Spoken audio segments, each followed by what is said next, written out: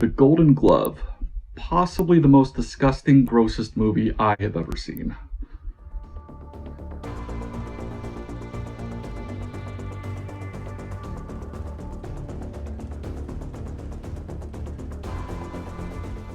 The Golden Glove is a 2019 movie that I found on Shudder that takes place in the 1970s, and it's about the serial killer named Fritz Honka. It is based on a book that's also called The Golden Glove that is based in real events and people.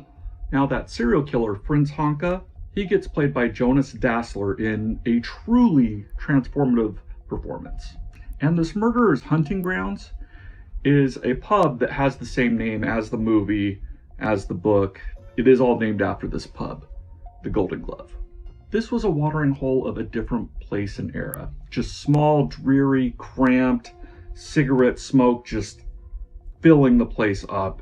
The drapes are closed, stuff's on the floor, the ashtrays are overflowing with just cigarette butts. And we have this society where everybody has at least a casual alcoholism, so this place is another level. At this bar, it's filled with prostitutes well past their prime.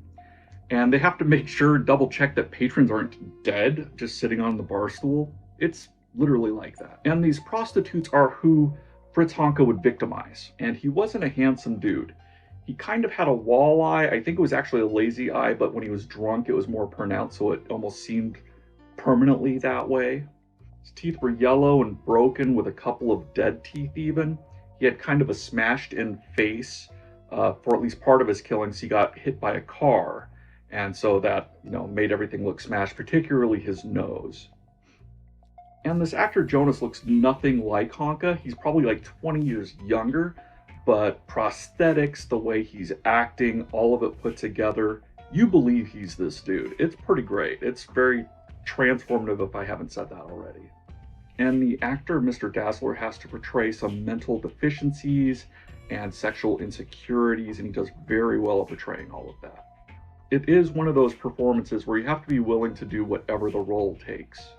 Seeing Mr. Honka take a geriatric prostitute to his apartment, which is kind of an attic space almost, but it is an apartment, that is probably the biggest reason to check this out.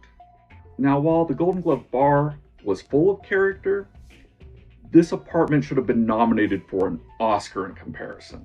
There's just liquor bottles everywhere, dolls kind of just lined up in different areas in different positions, occasionally even undressed, porn clippings on the walls from all kinds of different magazines and different sizes, cans of bug spray, and those pine tree air fresheners that you usually associate with being in a car?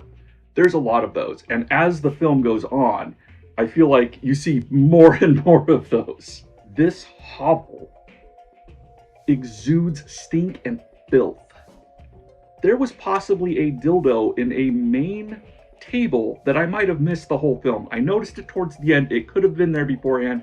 There's just so much of this apartment, I might have completely missed it. I haven't gone back to check yet. I have to kind of mentally decompress before I go back into that. And it does feel over the top, like this is the movieized version of it. They show you real photos of the real apartment. They were recreating this thing. That just adds to that level of grossness and disgust, just knowing they are recreating photos here. There's a general semi-faded vintage look to the whole piece.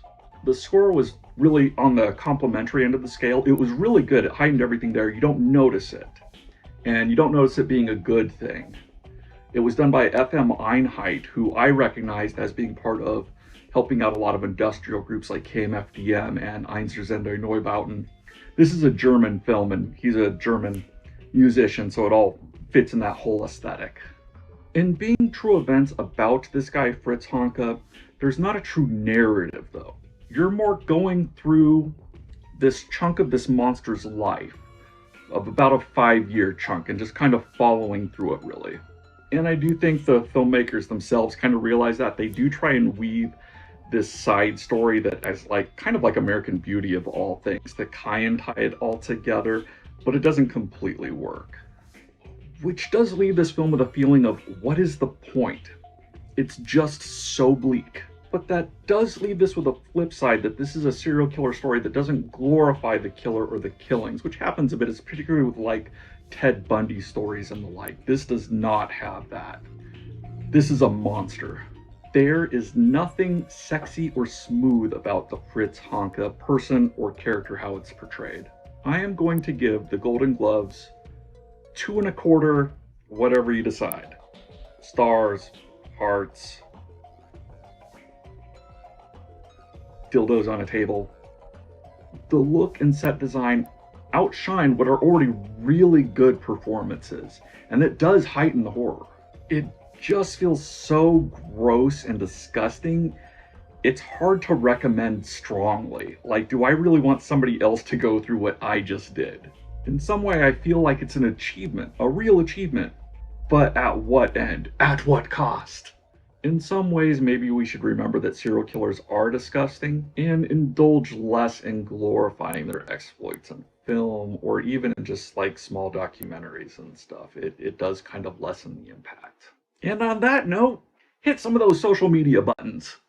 Don't let spoilers run your life. Peace.